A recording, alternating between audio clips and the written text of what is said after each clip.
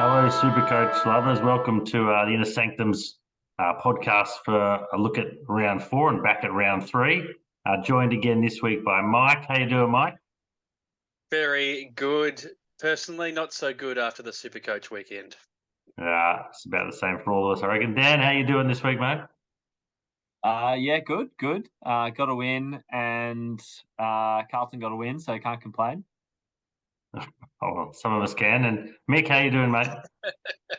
Yeah, the opposite for me, mate. Four out of four losses in my leagues, and the Bombers got done as well. So maybe everyone watching this week take the opposite of our advice if none of us can stag wins. We'll start off with our usual, the Garys and Nathans of the round. Gary Ablett's the superstars of our team, and Nathan Ablett's for the round and not so good performers. Mike, I'll start with who's your Gary and Nathan from round three. I think we're all going to go with the same Nathan and the same Gary, so I'll take one of them. My Gary had to be Clayton Oliver. I think returning to his 2022 form, the lock as a captain. He was outstanding. I actually watched a lot of that game on TV, and he was absolutely amazing. I only had 25 possessions, but I think 3/4 of them were contested. Couple of goals. And if it wasn't for him on Sunday afternoon, my score of just shy of 2,200 would have looked far worse. So has to be my Gary. Yeah, fair call. And your Nathan, mate, who was your worst one for the round? I'll leave the common one for somebody else. I'm actually going to nominate my D4 to 2D6. My forward line's really struggling. I've got the likes of Davey and Philippou sitting on the ground. So I'm going to. I'll stay shy. I assume you mean F4. Sorry, mate. F4 to F6. The alphabet's hard, mate. It's all good. It is difficult. I'm actually going to go Finn Callahan as my Nathan. I talked him up in episode 1. Was told he was going to spend a lot of the time in the midfield. I don't reckon I saw him at a single centre bounce when I watched on Saturday. So he's on the chopping block. Nice one, Dan. What about you, mate? You, Gary, and Nathan from round 3. I think that Gary has to be Oliver, but I'm going to give a bit of support out for Jared Witts because he started nicely as a good ruck option. He's on 124 this week and just moving along nicely. And then for the Nathan, I know that everyone wants to pitch it on Warple, and I think that's where I'm going to go as well. The 45, he just didn't look like he was in it, to be honest, and against North Melbourne midfield that was without Jai Simpkin and without LDU. I just don't really know what was going on there. So just an interesting one down in Tassie. Mick, what about you, mate? You're Nathan and Gary for this round. Yeah, the Gary would have to be Timmy English, who sort of saved my team this week with his 139 as my captain. But on the flip side, I'm going to nominate LDU as my Nathan because his late out caused me to have a donut on the field. My own fault. I was at the Grand Prix actually on Saturday, and the internet there was pretty poor with everybody using their phones at the same time, so I didn't find out about his out until after the start of the game. I'd already loopholed Oscar Baker in after his score into Hopper's out, so it meant a donut on field for the first time already this season. So he's my Nathan for the week. Not really his fault, but I'm putting it out there anyway. It has to be his fault. Who else's fault is it? My side is so bad I don't have any Garys, but I would say that if I had to pick any, mine's Tim English as well. He's about the only one of mine who's consistently scoring over 100 at the moment. My Nathan, just always like a point of difference for the start of the season. Went with Brayshaw from Freo, and after 3 rounds, he's averaging 86, and he scored 84 on the weekend. Figured if he can't get up for a derby, man. So he is well and truly my Nathan. He is really frustrating. I've got him captain 2 out of the 3 weeks as well, so that is not going well for me. That's probably part of the problem. So a couple you mentioned there, we've had Witsy and English mentioned. Let's have a bit of a chat about the Ruck merry-go-round. We talked a bit about this last week, and Darcy Cameron got the nod from about 3 or 4 of us. And then lo and behold, down he goes for 6 to 8 weeks. So here we are again. Let's talk rucks. Dan, let's start with you. Remind us who your rucks are and what your strategy is or would be. So I think I was the instigator of the Darcy Cameron talk up, thanks to him having that dual position. And so you're welcome, everyone. But I think the sort of go for me is I've got Witts and Marshall, and I don't really know what's going on with Marshall. He's had one really good week in round 2, and the other 2 weeks have been sub 100. So I don't know. I think I'll stick with him. But if I had Cameron, yeah, it's a tough one because you're probably going to look at getting rid of him now if he's going to be out for 6 to 8. Who do you bring in? Well, the number one has to be English, doesn't it? So I don't know. If you bring him in, you just got to hope that he doesn't get a knee injury as well. So yeah, the three highest ranking rucks at the moment. English 137, who's actually the highest ranked in the comp. Jared Witts, I watched him yesterday beat my beloved Cats. He was nearly dead by the end, but he still is averaging 124 and the third highest ruckman at the moment. A bit cheaper at 554k is actually Toby Nankervis from Richmond, averaging 118. So a few people might be jumping aboard on him. Mike, what do you reckon? What's your ruck situation like, and what do you reckon? Well, I've gone 0-0 into Cameron, so I don't know. It's going to be a spare of the moment. I'll steer clear of Dan's advice, noting that he gave the advice but didn't actually take it himself. I'll throw a question at you then. Would you consider Brodie Grundy? Yeah, I would. However, I'm looking for my rucks to be a long-term fix, or not fix, a long-term stability.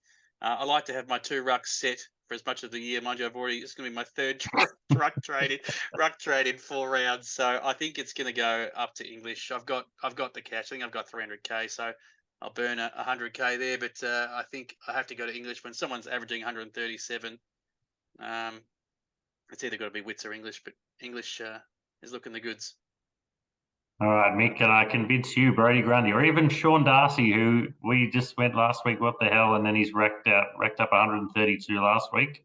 What are your thoughts, mate? Playing against no one. I won't be making any changes in the ruck. I've got English and Marshall. English, obviously, very, very solid, and I'm happy with that. With that call, Marshall, just looking at his stats actually from the weekend. He had 20 touches. I think it was 19 touches. Took 8 marks, had 25 hitouts, but his efficiency was only at 57%. So that, I think that's obviously had a lot big impact on his score. 78. It's with 57% efficiency. That's probably, if he gets that back up to the 80 mark, he's scoring tons again. I'm not too concerned about him. He played well. He wouldn't say he outplayed Draper in the ruck on Saturday night, but he got the better of him in the first quarter, and then it was a pretty even tussle between the two of them for the game after that. But I'll be sticking with him for now until if he gets injured, and obviously I'll look to trade him out after that. Yeah, well, I've also got English and Marshall, so I guess I'll stick with them. I can see people going for Brodie Grundy. He's only just over 500,000, and if he keeps scoring like he did last week, then he'll end up the same price as Max Gawn, and you could trade him back to Gawney once he comes back in, if that's your choice. Quite a few people out there also have seen Samson Ryan play last 2 weeks for Richmond. He's on the bubble as a ruckman. Any of you keen or want to chat about whether they are going to bring him in as their R3 even? Silence means nothing. It's a no from me. I think we've said before that that R3 is the loophole. Generally, with especially a Freo or a West Coast who generally play their games really late in the weekend. So it's a no from me. Definitely no from me. Yep. No. All right. So if all 4 of us say no, watch him score 100 this week. You lock it in. Run out there, lock it in. The other one actually I read a bit about is what Collingwood's going to do with their rucks. So I saw a few people on social media talking about Oscar Steen maybe getting a game. He's cheap as, but I can't see Collingwood playing him. If they do, it'll only be for a couple of weeks. I think they're more likely to go with McStay. in the ruck, but that's an option out there if you like to do things a little bit left field. Speaking of what to do with positions, what would you do with Sam Docherty? Dan, you're the Carlton man. What would you do with Sam Docherty? I think with the role he's playing at the moment, he's playing a little bit of midfield time with the likes of, obviously, Kennedy was out and Walsh is out. I think he returns to that back six role when they come back. So I think just look, if you've got him at this point, you may as well hold him, and he'll be back up to scoring hundreds. He had 39 disposals on the weekend for 87 points. Cripps had 42 for 117. I don't know what's going on with the scores there. There must have been the efficiency drop there, but he's a class user. He'll get back on top. 39 disposals, like it should usually net you above 100. I'd hold him. Yeah, efficiency was at 61%. It's 7 clangers as well. So that's obviously had a massive impact on his score. All right, so we all reckon hold. So watch him stink it up again, jinxing everybody. Yep. What about Mick? What about LDU? I know you've got him. Your thoughts? Are you going to keep him or move him on? See what happens. I'll keep him. I think the word was just a bit of calf soreness in the warm up, so that doesn't sound like a multi-week out to me. I haven't heard any other news coming from the North camp this week, but if he's named, I'm 100% keeping him. He's due to his price bump this week will be in excess of probably at least 80, 90, 100K possibly, which is what we've seen Sheasel do. Actually, he's gone up by over 100 grand this week. So yeah, if named LDU, not 100 grand, probably about 50 odd, but yeah, if he's named, I'll definitely keep him. And Mike, if he wasn't named, what would you do for those out there like me who's got him? Well, I don't have him, but I'll be looking very strongly to put him in if because we had this conversation last week, and I was tossing up whether it was going to be a Dacos in and an LDU in, and I'm pretty glad that I went with Dacos in the end. But I've got a strategy to put him in pending the sides being announced. So I'm looking to put him in if he's. I'm with you, Mick. I don't reckon if they're pulling him out just as a precautionary measure. I think he'll be back playing this week, and we saw what he did in the first 2 rounds. Yep. Cool. Who else is on our chopping blocks, Dan? Anyone you might as well go to your Rage Trade corner just for the people who have watched all our episodes so far. Dan Rage Trade.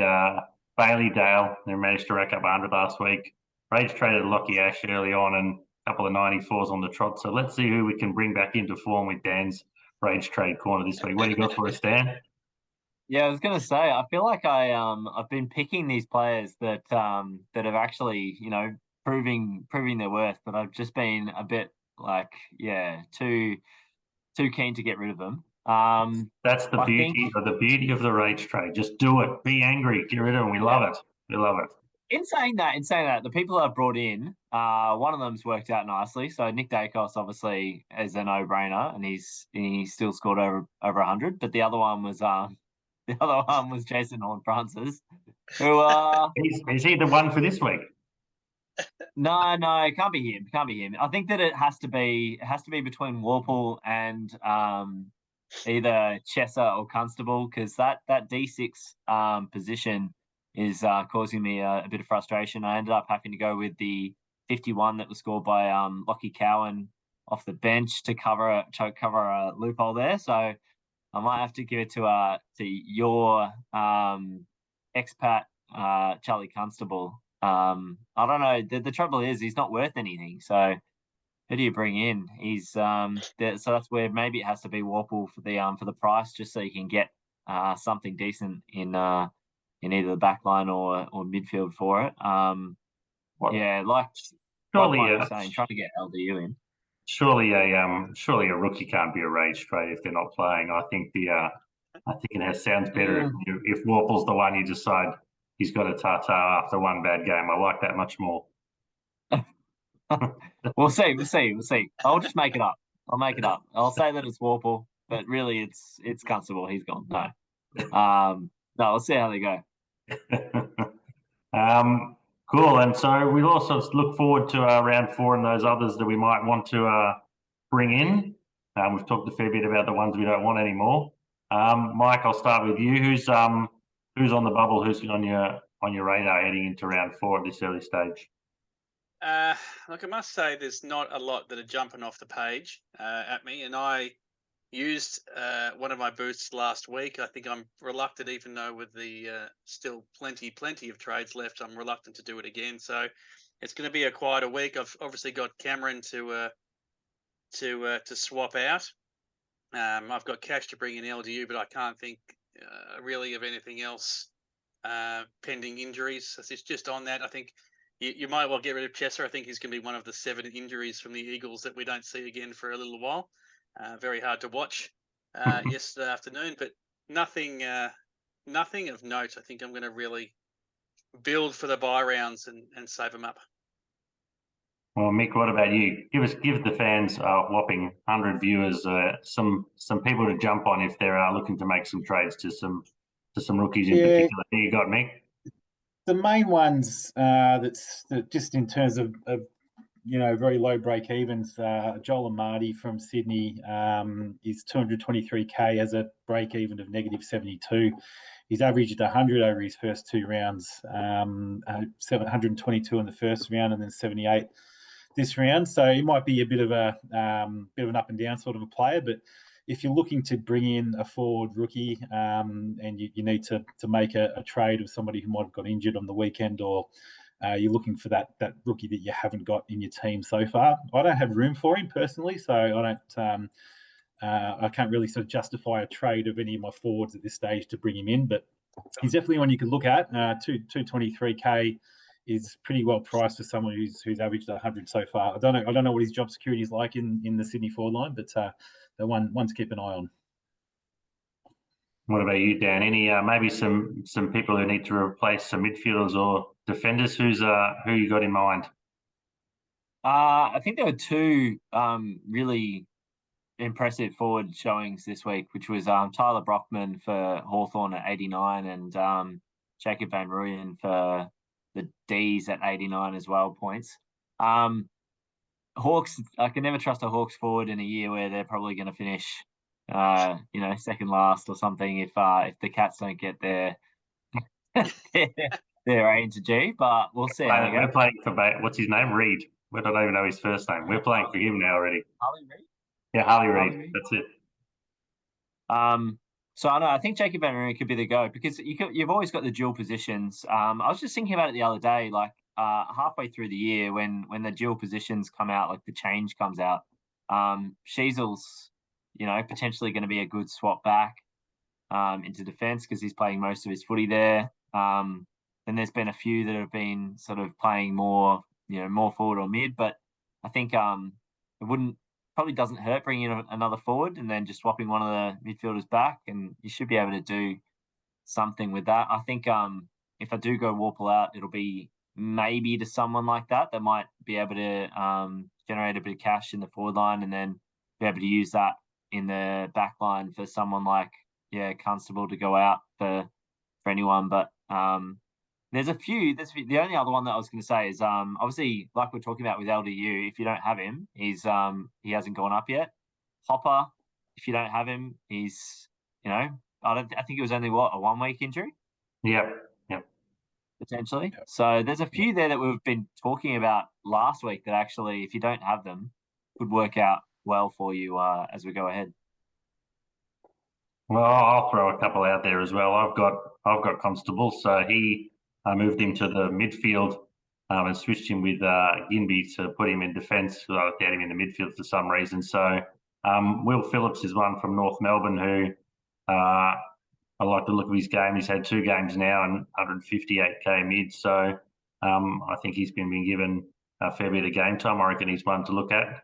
And the other one from the Giants, I watched against Carlton closely. And even though he only scores, I think he's got 55 or he's got 55 and 48 in his 2 games, but I feel like he was in the centre square a lot of the time when they started. So maybe he's one that might actually end up getting a few more possessions as he gets to games. This is Harry Rouston, his name is. Sorry, I don't know if I mentioned his name, but Rouston. You wouldn't even know he was out there, but Just a couple that if you're short of a midfielder and want to downgrade, or a couple of your rookies have pulled the pin. I've also got some guy from the Suns called Euland. I don't even know how to say his name, so he won't get a game for a while probably. So I might be looking to replace some of those. But my last one as well, while I'm talking about my crap team, is well, my team's named after Max Holmes, but I don't think I can hold on much longer, to be honest. Like half his teammates, he looked disinterested on the weekend, so he might have to go for one of those. Mike, any last words of wisdom for adoring fans out there? Supercoach, left field options or anything? Captain, let's talk captain if you like. Captain option for round 4. Well, I think after the weekend, I'll always be having the C or VC loops on Clary. I think they play late against us. He's going to have a field day, you'd think, against the depleted Eagles. And there's a few options for VC with Brisbane playing Collingwood on Thursday night. Look, for me, my advice is to not listen to other people's advice all the time. I've been sucked in by Dan. I've been sucked in by Max Holmes. So I think I'll do much more of my own research, take a few deep breaths, I think, before I start hitting the trade button and see how we go from there. What about you, Mick? Captain's advice, anything else for the round coming up? Captain's advice, I think I might VC. Well, if LDU gets picked, I'll VC him in the Friday night game. I'm actually contemplating VCing Dacos on the Thursday night. Timmy English has become a very safe captain choice, so I'll leave the C on him. And only use it if it use the VC score if it's over 120. Another one is Oscar Baker's 95 on the weekend was pretty impressive. I don't know if you can replicate that again, but he's one to keep up the sleeve as an emergency, and then loophole his score in somehow. If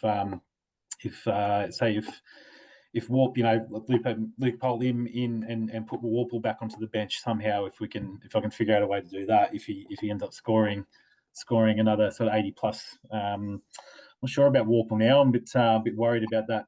15 touches at 66% on the weekend. It's a bit of a red flag. So I don't know what to do with him. I'm going to hold him for now, but that's going to give him the chop. I'm going to give him another chance. One more week. Well, we'll add that to the chat next week. We'll watch. Dan, last minute advice, captain. I think I don't mind that shout about keeping Oliver as captain. I just think that he's playing some really, really good footy. The other one would be maybe Laird, if you've got him against Freo mids. Haven't really been able to contain many people so far. They let up that LDU 150 something. Don't really look like they're going to be interested in tagging. And then obviously Nick Dacos as well, as we've said on the Thursday night against Brisbane.